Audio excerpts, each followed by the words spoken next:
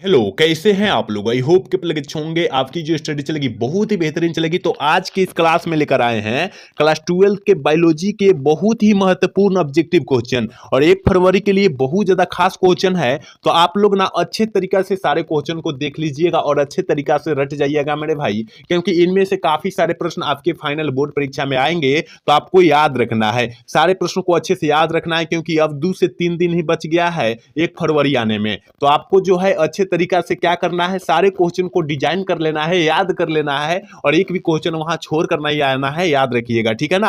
आपको जो है परीक्षा की टाइमिंग भी पता है, 9:30 से है। कितना है? 9:30 से है, लेकिन आपको जो है 8:30 एंट्री कर जाना है। 1 घंटा पहले ही एंट्री कर जाना है, आप लोग याद रखिएगा, ठीक है ना। और जिसका जो है दोपहर में 2 बजे है, उसको जो है 1 घंटा पहले यानी 1 बजे जो है एंट्री कर जाना है, आप लोग याद रखिएगा। इस टाइमिंग को आप लोग ध्यान में रखिएगा, नहीं तो आपको थोड़ा सा भी 1 मिनट भी लेट होगा ना तो आपको एंट्री नहीं दिया जाएगा, याद रखिएगा, ठीक है ना। तो आप लोग अच्छे तरीके से याद रखिएगा इस टाइमिंग को, ठीक है। और यहाँ पर जो है आपका कोड और सेम इसी पेपर के साथ इसी तरह रहेगा, ठीक है ना। इसी तरह रहेगा, आपका कोड रहेगा, विषय कोड रहेगा, आपका सेट कोड रहेगा, इसी तरह सब रहेगा, सेम रहेगा। 70 गो मार्क्स रहेगा, जिसमें से 35 को आपको चुनना है, याद रखिएगा। और ऑब्जेक्टिव क्वेश्चन उमर सीट पर भरना है, याद रखिएगा, ठीक है ना। और 1 नंबर क्वेश्चन आपके स्क्रीन पर आ ही गया, देख सकते हैं। 1 नंबर यहाँ सीबीएसई बोर्ड और बिहार बोर्ड वाले दोनों बच्चे देखेंगे। 1 नंबर क्वेश्चन का निम्नलिखित में से कौन उभयलिंगी पादप नहीं है?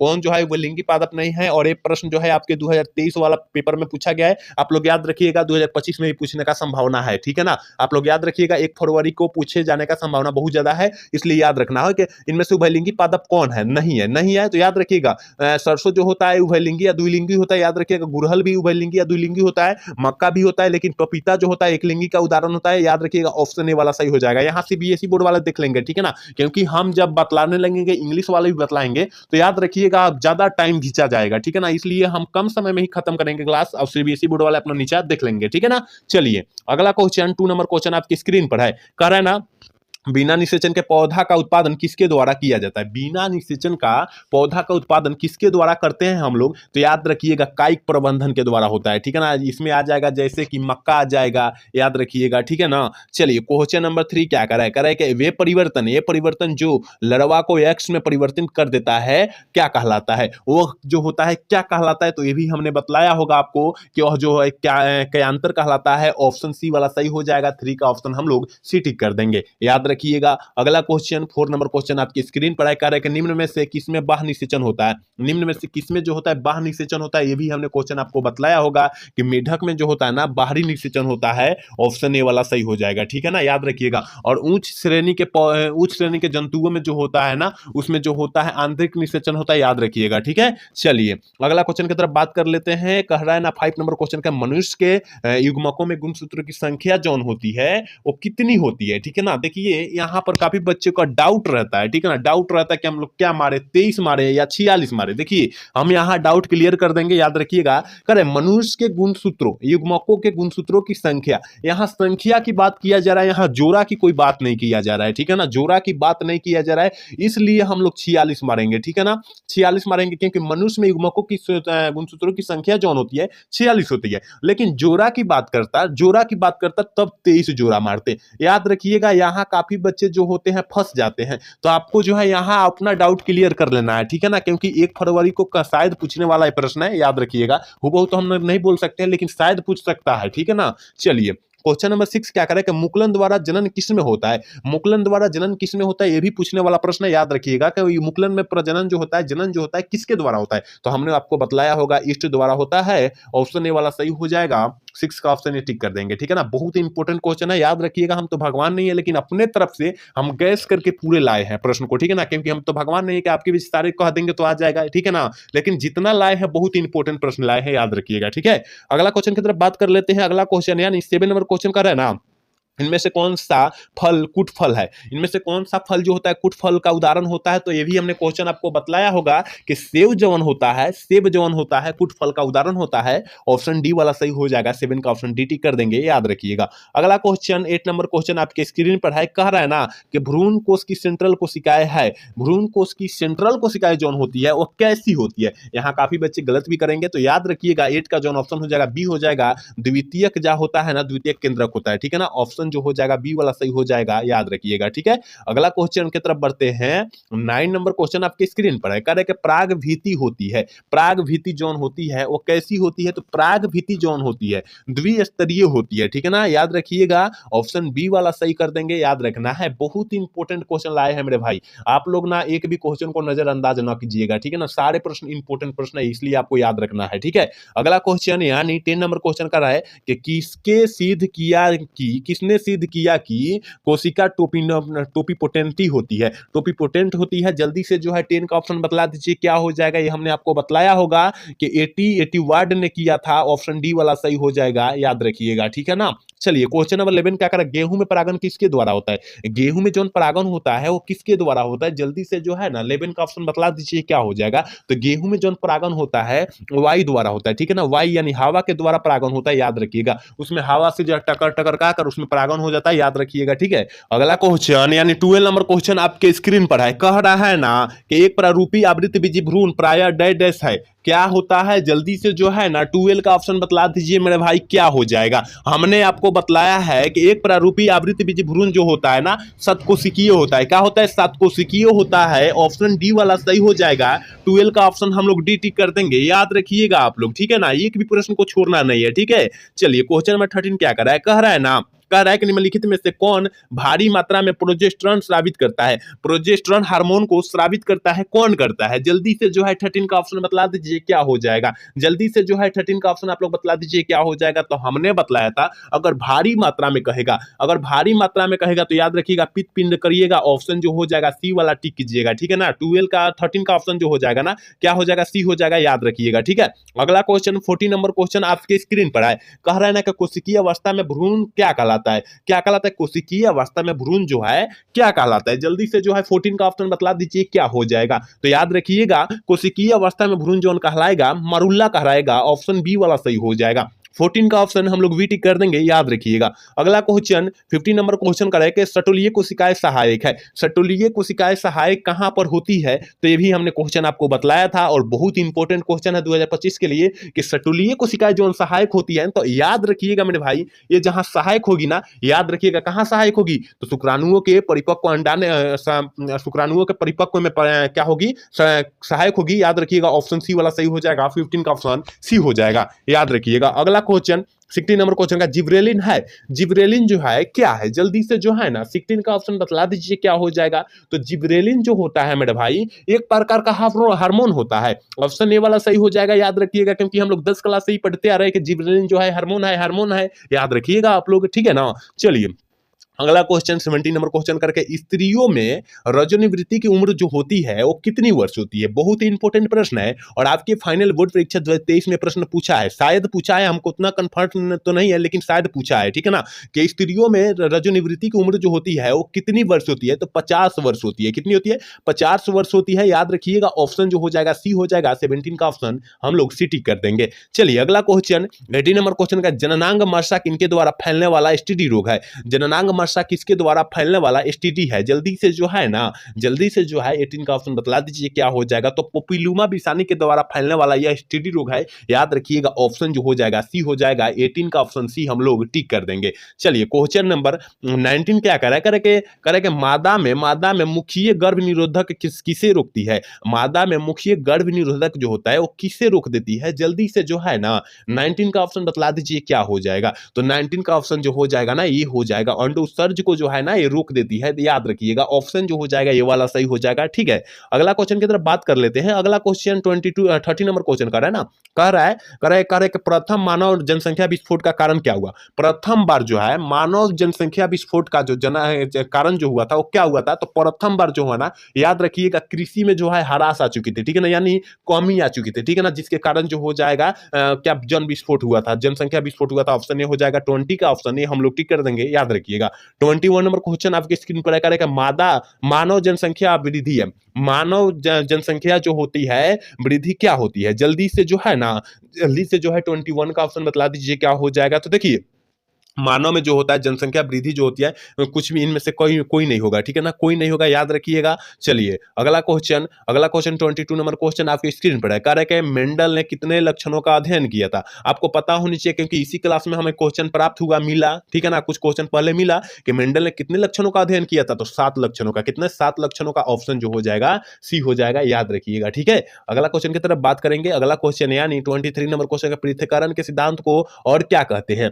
पृथक्करण के सिद्धांत को और किस नाम से जानते हैं और क्या कहते हैं, तो याद रखिएगा युग्मकों की शुद्धता के नियम कहते हैं। ऑप्शन सी वाला सही हो जाएगा। 23 का ऑप्शन सी टिक कर देंगे। एक बार सारे बच्चे क्लास को लाइक कर देंगे, जितने भी बच्चे मेरे क्लास को देख रहे हैं ना, वो सारे बच्चे क्लास को लाइक कर लेंगे, क्योंकि हम आपके लिए उतना मेहनत करें और आप हमारे लिए छोटा सा प्रयास नहीं करें, वो प्रयास आपको करना होगा और करना जरूरी है, ठीक है ना। चलिए क्वेश्चन नंबर 24 क्या करा करके मेंडल का द्वितीय नियम है। देखिए मेंडल ने अपना द्वितीय नियम निकाला था, मतलब मेंडल का द्वितीय नियम कौन निकला था, ठीक है ना। तो 24 का ऑप्शन जो हो जाएगा डी हो जाएगा, स्वतंत्र अपव्यूह का नियम। ऑप्शन डी वाला सही हो जाएगा, याद रखिएगा, ठीक है। 25 नंबर क्वेश्चन क्या करे, डाउन सिंड्रोम है एक। डाउन सिंड्रोम जो है एक क्या है, जल्दी से जो है 25 का ऑप्शन बता दीजिए क्या हो जाएगा। तो डाउन सिंड्रोम एक जो है ना गुणसूत्रीय व्याधि है। ऑप्शन बी वाला सही कर देंगे। 25 का ऑप्शन बी हो जाएगा, ठीक है। अगला क्वेश्चन 26 नंबर क्वेश्चन करके मानव रुधिर एबी वर्ग है।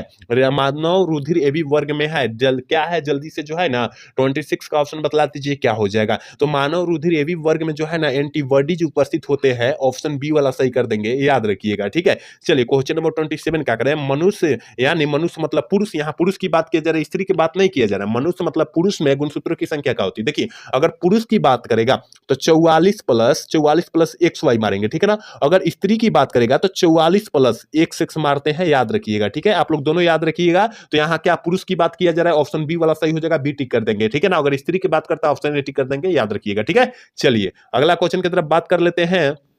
28 नंबर क्वेश्चन का रहेगा, यूरेसिल किससे संबंधित है। यूरेसिल जो होता है वो किससे संबंधित होता है, जल्दी से जो है ना 28 का ऑप्शन बतला दीजिए क्या हो जाएगा कि यूरेसिल जो होता है वो किससे संबंधित होता है। तो याद रखिएगा यूरेसिल जो होता है ना आरएनए से क्या होता है, आरएनए से क्या होता है, संबंधित होता है। ऑप्शन ए वाला सही हो जाएगा, 28 का ऑप्शन ए हो जाएगा, ठीक है, याद रखिएगा। अगला क्वेश्चन 29 नंबर क्वेश्चन का, आनुवंशिक कूट में कूट के लिए कितने शब्द होते हैं। आनुवंशिक कूट में कूट के लिए कितने कूट होते हैं, जल्दी से जो है ना 29 का ऑप्शन बतला दीजिए क्या हो जाएगा। तो ऑप्शन जो हो जाएगा सी हो जाएगा, यानी 3 होते हैं। कितने होते हैं, 3 होते हैं। लेकिन यहां पर शब्दों की संख्या पूछता कि आनुवंशिक कूट में कुल कितने कूट होते हैं, कुल कितने कूट होते हैं, तब 64 मारते हैं। आप लोग याद रखिएगा, ठीक है, दोनों क्वेश्चन को अच्छे तरीके से याद रखिएगा। अगला क्वेश्चन 30 नंबर क्वेश्चन कहता है, प्रतिकोडन एवं एंटीकोडन पाए जाते हैं। कहां पर पाए जाते हैं, किसमें पाए जाते हैं, प्रतिकोडन और एंटीकोडन कह रहा है, ठीक है ना। तो याद रखिएगा 30 का ऑप्शन जो हो जाएगा बी हो जाएगा, टीआरएनए में पाया जाता है। ऑप्शन बी वाला सही कर देंगे, ठीक है। चलिए 31 नंबर क्वेश्चन करें कि डीएनए इनमें से किसका आनुवंशिक पदार्थ है।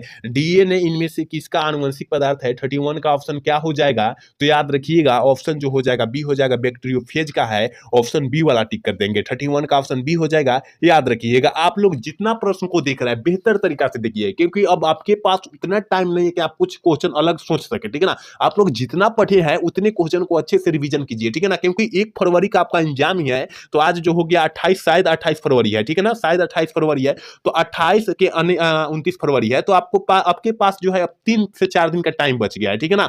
तो आप लोग अच्छे तरीके से सारे क्वेश्चन को रट जाइए, ठीक है ना। ऑब्जेक्टिव जितना कंठस्थ तैयार कीजिएगा उतना बेहतर आपका रिजल्ट ऑब्जेक्टिव में आएगा, ठीक है ना। तो याद रखिएगा रिजल्ट बेहतर करना है तो ऑब्जेक्टिव को आपको क्या करना होगा, मजबूत करना होगा। तो ऑब्जेक्टिव पर खास करके ज्यादा ध्यान दीजिए, क्योंकि सब्जेक्टिव जो होता है अपने मन से भी लिखा जा सकता है, ठीक है ना। तो आप लोग अच्छे से ऑब्जेक्टिव को तैयारी कीजिए, ठीक है। चलिए क्वेश्चन नंबर 32 क्या करें, कह कि आरएनए से जो डीएनए बनता है उसे हम लोग क्या कहते हैं। आरएनए से जो डीएनए बनता है उसे हम लोग क्या कहते हैं। तो याद रखिएगा उसे हम लोग मेरे भाई सी डीएनए कहते हैं। ऑप्शन डी वाला सही कर देंगे, ठीक है, ऑप्शन डी वाला सही कर देंगे। 32 का ऑप्शन डी हो जाएगा। अगला क्वेश्चन 33 नंबर क्वेश्चन का है, सैटेलाइट डीएनए निम्नलिखित में से किसका एक उपयोगी साधन है। सैटेलाइट डीएनए निम्नलिखित में से किसका एक जो होता है ना उपयोगी साधन होता है। तो याद रखिएगा विधि विज्ञान का, ठीक है ना, विधि विज्ञान का। ऑप्शन बी वाला सही हो जाएगा, ठीक है। अगला क्वेश्चन 34 नंबर क्वेश्चन कह रहे कि समकार्य संरचना किसके परिणाम स्वरूप है। समकार्य संरचना जो होता है किसके परिणाम स्वरूप होता है। तो याद रखिएगा 34 का ऑप्शन जो हो जाएगा ना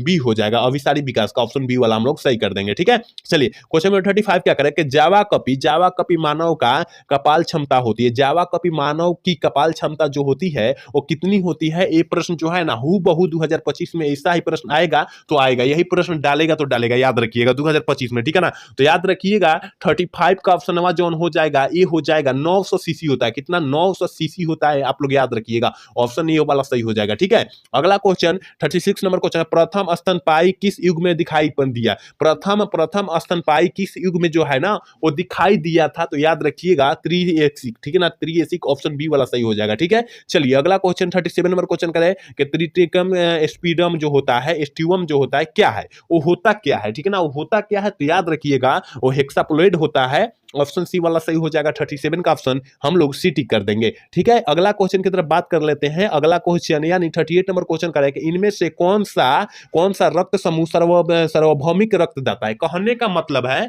इनमें से कौन सा रक्त जो है अपना रक्त सब किसी को दान कर सकता है या दे सकता है? तो हमने आपको कल के क्लास में, कल शाम वाला जो क्लासवा जो 7:15 में जो देखा होगा बच्चा, इसका आंसरवा मार देगा। हमने उसमें बतलाया था कि ग्रुप ओ ही है ना कि सब किसी को अपना जो है ना रक्त दे देता है, तो ग्रुप ओ मारिएगा। कितना? ग्रुप ओ मारिएगा, याद रखिएगा ऑप्शन डी वाला सही हो जाएगा, क्योंकि ये सब किसी को खून दे सकता है लेकिन सब किसी का खून ले नहीं सकता है, अपना ग्रुप मैच करेगा उसी से ले सकता है, याद रखिएगा, ठीक है। तो आप लोग याद रखिएगा प्रश्न को अच्छे तरीका से, ठीक है। चलिए क्वेश्चन में 39 क्या कराए ना, कई लक्षणों को प्रभावित करने वाला जीन कहलाता है। कई लक्षणों को प्रभावित करने वाला जीन क्या कहलाता है? ये भी हमने क्वेश्चन आपको बतलाया है, तो याद रखिएगा क्या कहलाता है? प्लियोट्रोपिक कहलाता है। ऑप्शन जो हो जाएगा ना बी वाला सही हो जाएगा, ठीक है। अगला क्वेश्चन 40 नंबर क्वेश्चन का ना, सैटेलाइट डीएनए एक उपयोगी साधन है। सैटेलाइट डीएनए का एक उपयोगी साधन जो है ना वो क्या है? जल्दी से जो है 40 का ऑप्शन बतला दीजिए क्या हो जाएगा। तो सैटेलाइट डीएनए का एक उपयोगी साधन जो होता है प्रोसेस विज्ञान होता है। ऑप्शन सी वाला सही कर देंगे। 40 का ऑप्शन सी हो जाएगा, याद रखिएगा। अगला क्वेश्चन 41 नंबर क्वेश्चन का, द ओरिजिन ऑफ स्पीशीज पुस्तक किसने लिखी है? द ओरिजिन ऑफ स्पीशीज पुस्तक जो है कौन से लेखक लिखे हैं? तो हमने आपको बतलाया था कि द ओरिजिन ऑफ स्पीशीज का है ना, तो याद रखिएगा वो क्या मारना है? चार्ल्स डार्विन मारना है। ऑप्शन ए वाला सही हो जाएगा, ठीक है। अगला क्वेश्चन 42 नंबर क्वेश्चन कह रहा है ना कि जीवन की रासायनिक उत्पत्ति का सिद्धांत किसके द्वारा बतलाया गया था? जीवन की रासायनिक उत्पत्ति का सिद्धांत जो है ना किसके द्वारा बतलाया गया था? तो याद रखिएगा ओपरेन एवं हॉल्डेन के साथ बतलाया गया था। ऑप्शन बी वाला सही हो जाएगा, ठीक है। 43 नंबर क्वेश्चन का, क्रॉमिक विकास में योगदान है। क्रॉमिक विकास में किसका योगदान है? जल्दी से जो है 43 का ऑप्शन बतला दीजिए क्या हो जाएगा। तो क्रॉमिक विकास में जो है ना पर परागण का योगदान है। ऑप्शन बी वाला सही हो जाएगा, ठीक है। चलिए 44 नंबर क्वेश्चन का, निम्न में से किसकी प्रचुरता कोलोस्ट्रम में होती है? प्रचुरता जो होती है कोलोस्ट्रम में होती है। तो हमने क्वेश्चन आपको बतलाया होगा, याद रखिएगा IgA का जो होता है ना प्रचुरता जो होता है कोलोस्ट्रम होती है। ऑप्शन ए वाला सही हो जाएगा, याद रखिएगा, ठीक है। अगला क्वेश्चन कह रहे ना 45 नंबर क्वेश्चन कह रहे ना, बूंद संक्रमण क्या है?